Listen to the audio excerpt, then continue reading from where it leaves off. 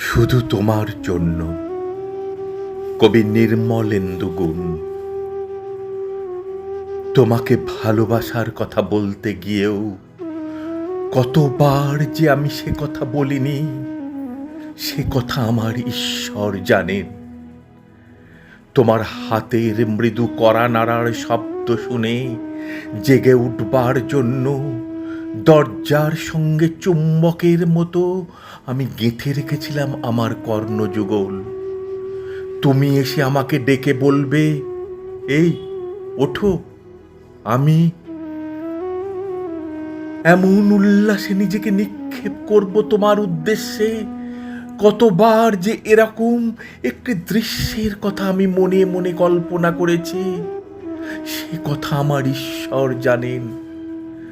আমার চুল পেকেছে তোমার জন্য, আমার গায়ে জ্বর এসেছে তোমার জন্য।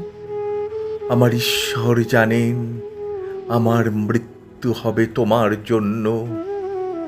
তারপর অনেক দিন পর একদিন তুমিও জানবে আমি জন্মেছিলাম তোমার জন্য, শুধু তোমার জন্য, শুধু তোমার জন্য, শুধু তোমার জন্য, শুধু তোমার জন্য।